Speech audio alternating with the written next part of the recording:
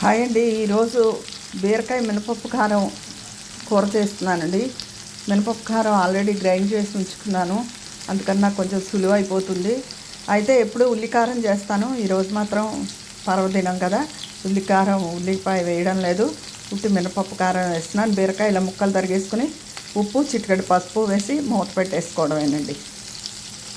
ఒక పక్క బీరకాయ కూర, ఇంకో పక్క ఆనపకాయ పులుసు చేస్తున్నానండి. ఆవాలు, మెంతులు, కొంచెం ఇంగువ, జీలకర్ర, ఎండుమిర్చి పోపు వేయించేసుకున్న తర్వాత ఇదిగో ఆనపకాయ, 2 పచ్చిమిరపకాయలు, ఒక 3 బెండకాయలు వేసుకుంటున్నాను.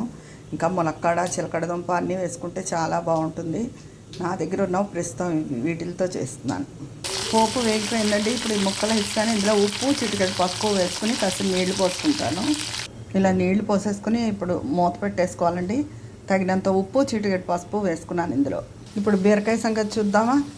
బీరకాయ మగ్గుతోందండి. కొంచెం చింతపండు పులుసు వేసుకోవాలి ఇందులో. ఇదిగో ఈ పాటి చింతపండు రసం పోయాలండి బీరకాయ కూరలో. కూర మగ్గిపోయిందండి. బీరకాయలు చాలా లేతగా ఉన్నాయి. ఇందులో చింతపండు రసం కూడా వేసాను. ఇప్పుడు మినపప్పు కారం వేసుకుని ఒక 2 నిమిషాలు కూర ఉడకనివ్వాలి. ఇదిగోనండి, మొన్న మిక్సీ చేసుకు చూపించిన మినపప్పు కారం ఒక స్పూనున్నర వేసాను. కారంగానే ఉంది. ఒకవేళ కారం ఎక్కువ తినని వాళ్ళు ఒక స్పూన్ వేసుకుంటే సరిపోతుంది. ఇది ఒక 2 నిమిషాలు ఇలాగా మగ్గనివ్వాలి. ఈ నీరంతా చింతపండు రసం పోసాం కదా, నీరంతా ఆవిరైపోయేదాకా. ఇదిగోనండి బీరకాయ మినపప్పు కారం కూర ఉల్లిపాయ లేకుండా. ఇప్పుడు ముద్దపప్పుకి కుక్కర్ పెట్టేస్తున్నాను. ఆనపకాయ ముక్క ఉడికిందండి. ఇప్పుడు ఒక 1/2 స్పూను నీళ్ళల్లో కలుపుకొని బియ్యం పిండి వేసేయాలి. ఈ పాటి చింతపండు రసం పోసేసుకోవాలి. పాత బెల్లం పొడి అండి, చిన్న బెల్లం ముక్కైనా వేసుకోవచ్చు.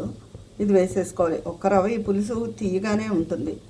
అది తీపి వద్దనుకున్న వాళ్ళు వేసినట్టు ఒక్క పిసరు వేయచ్చు. ఇదిగోనండి చక్కటి రుచి అయిన ఆనపకాయ పులుసు రెడీ అయిపోయింది. ఈరోజు ఆనపకాయ పులుసు, బీరకాయ మినపప్పు కారం పెట్టి కూర, ముద్దపప్పు. ఇదండి నా వంట.